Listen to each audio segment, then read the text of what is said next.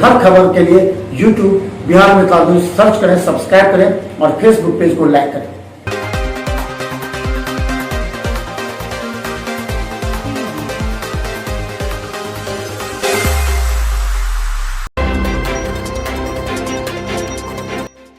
11 थाना और ओपी के लिए ज़मीन उपलब्ध कराने को लेकर डीएम एसएसपी की अध्यक्षता में बैठक हुई।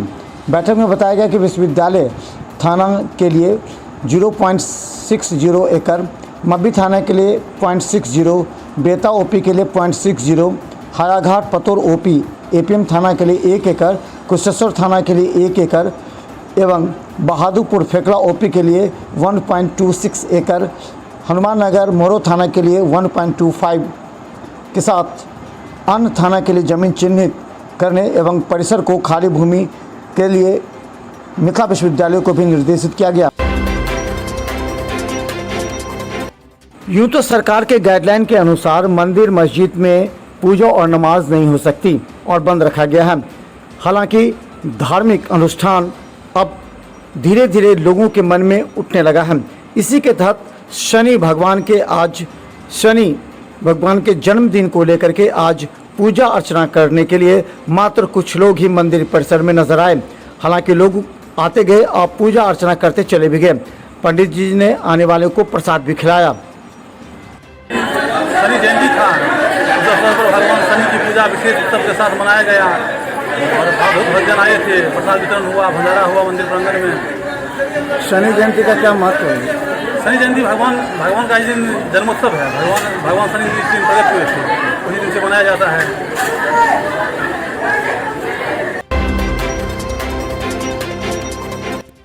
बृहस्पतिवार को दरभंगा डीएमसीएच के आइसोलेशन में 4 मरीजों की मौत हुई है, जिनमें 2 दरभंगा और 2 मधुबनी के हैं। वहीं एक दिन पहले मात्र 2 मरीजों की मौत हुई थी। इस तरह अगर कहें तो 2 दिनों में मरीजों की मौत की संख्या बढ़ी है। वहीं 43 मरीज अभी भी दरभंगा डीएमसीएच के आइसोलेशन में भर्ती हैं, जिनका इलाज चल रहा है, जबकि यहां 120 बेड हैं। वहीं कोरोना आईसीयू में 6 गंभीर मरीज हैं, जिनका इलाज चल रहा है। स्वास्थ्य अधिकारी ने बताया कि मरीजों की जांच के लिए लगातार यहां डॉक्टर निगरानी कर रहे हैं एवं गंभीर मरीजों के लिए आरटीपीसीआर टेस्ट भी भेजा गया है। दरभंगा डीएम के निर्देश के बाद अब निजी स्कूल के आसपास रहने वाले एवं स्कूल के शिक्षक, छात्रों के अभिभावकों को भी अब टीका दिया जा रहा है। इसी के तहत लहरियासराय स्थित माउंट समर कन्वेंट स्कूल में आज 130 से अधिक लोगों का टीकाकरण किया गया। इस मौके पर पीएचसी बहादुरपुर एवं अलीनगर से आए हुए पैरामेडिकल स्टाफ के द्वारा सभी का टीकाकरण किया गया। गौरतलब है कि यहां पर कोविशील्ड और कोवैक्सीन दोनों के टीके दिए जाते हैं। हालांकि सरकार के निर्देश के बाद अब कोवैक्सीन का टीका 45 से ऊपर एवं कोविशील्ड का टीका 45 से नीचे 18+ को दिए जा रहे हैं। टीका लेने के लिए आज आसपास के मोहल्ले के लोग माउंट समर स्कूल में पहुंचे। ये बहुत बड़ी पहल हुई है उनके तरफ से। मैं उनका तहे दिल से आभार व्यक्त करता हूँ कि उन्होंने टीचर को भी फ्रंटलाइन वॉरियर में लेकर के रखा और उनको एक उचित सम्मान दिया। क्योंकि आज के डेट में सबसे पहले अगर टीचर निरोग रहते हैं, स्वस्थ रहते हैं, तो हमारा जितने भी बच्चे हैं सभी स्कूल के वो स्वस्थ रहेंगे। उनको पेरेंट्स भी निश्चिंत रहेंगे कि नहीं हमारे टीचर स्कूल में ये व्यवस्था की गई है। दूसरी बात ये कहना चाह रहे हैं कि दरभंगा में जितने भी स्कूल्स हैं, प्राइवेट स्कूल्स हैं, पहले तो हम उनको चरणबद्ध सबको इन्फॉर्मेशन दिए हैं। उसके साथ साथ अब डीएम सर का आदेश के अनुसार कुछ बीच में अदर स्कूलों में भी हम करवाने जा रहे हैं। दरभंगा डीएमसीएच के माइक्रोबायोलॉजी विभाग में जिले के अन्य क्षेत्रों से भी आरटीपीसीआर के सैंपल आने लगे हैं, जिससे यहां कार्य का बोझ बढ़ गया है। गौरतलब है कि दरभंगा के विभिन्न स्वास्थ्य केंद्रों से 2086 आरटीपीसीआर जांच के लिए सैंपल भेजा गया। गुरुवार को मधुबनी जिला से भी आरटीपीसीआर जांच सैंपल भेजने की शुरुआत की गई है। वहीं पहली बार शिवहर से अब यहां पर आरटीपीसीआर के सैंपल आए हैं। मधुबनी जिले से 189 जांच सैंपल मेडिकल कॉलेज में पहुँचे गए हैं। सैंपल के जाँच के बाद सभी के रिपोर्ट 3 दिन के अंदर आते हैं। वहीं डीएमसीएच आइसोलेशन वार्ड से गुरुवार को 30 कोरोना संदिग्ध मरीजों की जांच सैंपल आरटीपीसीआर जांच के लिए डीएमसीएच भेजा गया। महामारी ने जहां दस्तक दिए वहां यहाँ के लोग काफ़ी बेहतर तरीके से कार्य कर रहे हैं। पिछले विगत 14 महीनों से या उससे ज़्यादा समय से जो हम लोग यहाँ पे सैंपल रिसीव करने के अलावा यहाँ पर रिपोर्टिंग का भी काम किया जा रहा है हम लोगों के द्वारा, और साथ में पोर्टल पे भी रिपोर्ट को अपडेट करने का भी काम हो रहा है। पिछले 5 दिनों पहले एक नया जिला को जोड़ा गया, शिवहर डिस्ट्रिक्ट का भी अब सैंपल यहाँ आ रहा है, और आज से मधुबनी का भी सैंपल यहाँ पहुँच रहा है। और शिवहर जिला से करीब 400 सैंपल आ जा रहा है, और मधुबनी से करीब 189 सैंपल आ जाए हैं, और दरभंगा से 1200 से 1300 सैंपल आते हैं। दिल्ली की एक क्रिश्चियन लड़की जिसने घनश्यामपुर थाना दरभंगा के कोर्थू के रहने वाले बसंत झा पर यह आरोप लगाया था कि उससे तीसरी शादी कर ली है, और शादी करने के 2 साल के बाद उसे फिर छोड़कर अपने गांव वापस आ गया और कह रहा है कि शादी नहीं हो पाई।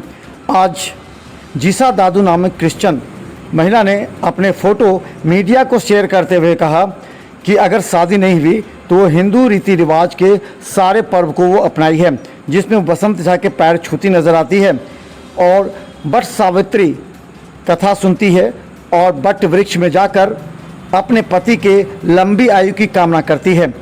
ये क्रिश्चियन लड़की है जिसने पूरी तरह हिंदू रीति रिवाज के साथ शादी की और हिंदू रीति रिवाज के अनुसार अपने पति और सास ससुर के सभी धर्म को निभाते हुए उसने पूजा अर्चना हिंदू रीति रिवाज से की है। इसका फोटो वायरल करते हुए उसने कहा कि अगर शादी नहीं हुई तो वो वट सावित्री पूजा कैसे कर रही थी। गौरतलब है कि इस मुद्दे को लेकर के घनश्यामपुर थाना में बसंत झा पर 2 प्राथमिकी दर्ज करा दी गई है। उसकी एक पहली पत्नी आरजू झा ने भी दर्ज कर। इस बार के कोरोना काल में वट सावित्री पूजा काफ़ी कठिन चुनौतियों भरा रहा, खासकर महिलाओं के लिए। एक तो महंगाई, लॉकडाउन, ऊपर से इस लॉकडाउन में वट सावित्री पूजा के सामानों की खरीदारी में महिलाओं को काफ़ी परेशानियों से गुजरना पड़ा। हालांकि तेज़ धूप और गर्मी से थोड़ी सी राहत मिलने के बाद महिलाएं वट सावित्री पूजा के लिए सुबह ही मंदिर में पहुंची, जहां पर वट वृक्ष के पास परिक्रमा करने लगी। कहा जाता है कि अपने पति की लंबी आयु की कामना, अपने परिवार के सुखी के लिए हर महिला पूजा अर्चना करती है और ये वट सावित्री साल में एक बार आता है। इस मौके पर महिलाओं को पूरी श्रद्धा के साथ पूजा अर्चना करते देखा गया। हालांकि इस दरमियान सभी मास्क और सामाजिक दूरी निभाते भी दिखे गए। हालांकि अधिक भीड़ होने के कारण कई महिलाओं को एक दूसरे से दूर होकर पूजा अर्चना करते देखा गया। गौरतलब है कि कोरोना काल में यह दूसरा वट सावित्री पूजा है। नहर के पास रह रहे दलित गरीबों को उजाड़ने पर दरहार नहर के पास अनिश्चितकालीन धरना माले के द्वारा। डरहार नहर किनारे वर्षों से बसे दलित महादलित गरीबों को बिना किसी वैकल्पिक व्यवस्था के उजाड़ने की चल रही कार्रवाई पर रोक लगाने को लेकर सभी गरीब को बसने के लिए जमीन व आवास मुआवजा देने के सवालों को लेकर भाकपा माले डरहार लोकल कमेटी के बैनर तले डरहार मिश्र टोला के पास अनिश्चितकालीन धरना प्रदर्शन शुरू किया गया है। इन लोगों ने दरभंगा डीएम से मांग की है कि सीओ के जरिए विगत 20 साल से अधिक से यहाँ पर रह रहे लोगों के लिए जमीन की बात की जा रही है, लेकिन उसे टाला जा रहा है। वो 50 साल से इस पानी के तटबंध पर बाल बच्चे के साथ लोग बसे हुए हैं और इसमें कई परिवार को जो है इंदिरा आवास का लाभ भी दिया गया, जो दर्जनों में की संख्या में है। और लगातार हम लोग यहाँ के प्रशासन से, यहाँ के सीओ से, यहाँ के डीसीएलआर से, यहाँ के एसडीओ से और यहाँ से कलेक्टर साहब से भी हम लोग लगातार मांग कर रहे हैं। मुख्यमंत्री के 7 निश्चय योजना को लेकर के कई प्रखंड पंचायतों में मची है लूट, जिससे लोगों में आक्रोश है। बिरौल प्रखंड पंचायत के अकबरपुर बेक वार्ड संख्या 8 में 7 निश्चय योजना से किया गया नाला निर्माण कार्य के 3 माह बाद ही जगह जगह टूट जाने से लोगों में आक्रोश की लहर देखने को मिली। लोगों ने नाला के दोनों मुंह बंद रहने से बरसात का पानी लोगों के घरों में प्रवेश कर गया है, जिससे लोगों ने मीडिया के समक्ष लाते हुए इस पूरे उजागर करने की बात की है।